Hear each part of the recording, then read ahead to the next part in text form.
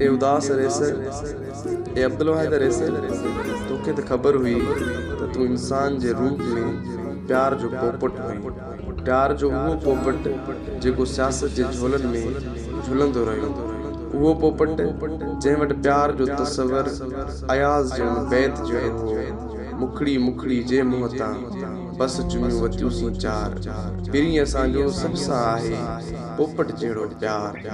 ऐं पोपट जे नज़र में सिर्फ़ उहे गुल पुरकशिश न हुआ जिन जूं पंखुड़ियूं माग में भिनल हुयूं, पर उहो पोपट उन्हनि गुलनि सां बि प्यार कंदो हो जेकी जदोजहद जे लुकनि में लुसाटिजी विया।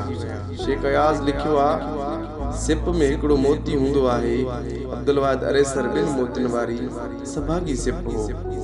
जहिड़ी हुनजी तहरीर तहिड़ी हुनजी तकरीर।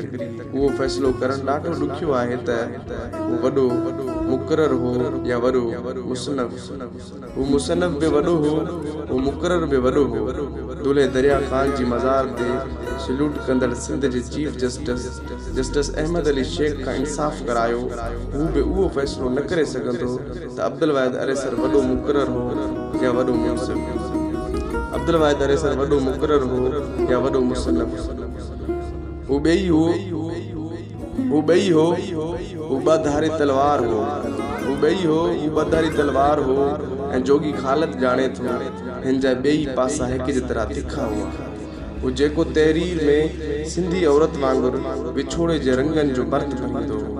हू जेको तकरीर में सिंध जे सूर्य मर्द समा ललकारूं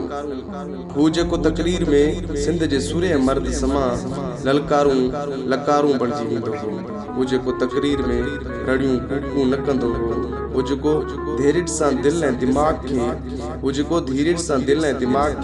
पंहिंजी तकरीर सां कटींदो वेंदो हो। ए सिंध, तूं पूरी थर मां वरी अहिड़ो मोर माण्हू किथां आणींदे?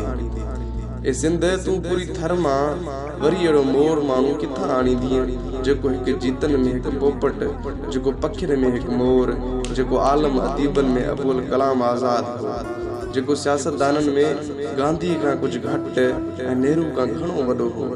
उन शख़्स जे बारे में सुभाणे जी सिंध जो नओं नस्ल हिकु नए अंदाज़ सां सोचींदो। उहो हिन में लोचींदो हिकु फ़िक्र ऐं फ़हम जो संगम।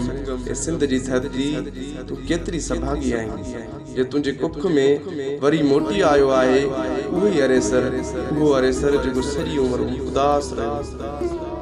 उहो अरेसर जेको सॼी उमिरि उदास रहियो। हिन जी उदासी कारूंजर जे गंभीर उदासी हुई। हुनजी उदासी कींजर जे वेर उदासी हुई। हुनजी उदासी शाम जे सितारे जी उदासी हुई। हुनजी उदासी मारी जे उसीर उदासी हुई।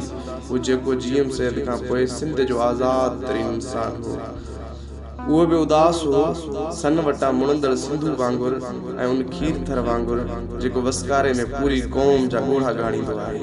ए उदास अरेसर, सिंध तोखां सवाइ एतिरी उदास आहे जेतिरी उदास राणी खां सवाइ काक महल में मूमल हुई, जेतिरी उदास बिहार खां सवाइ सीर में सुहिणी हुई, जेतिरी उदास भलीर खां सवाइ मारी।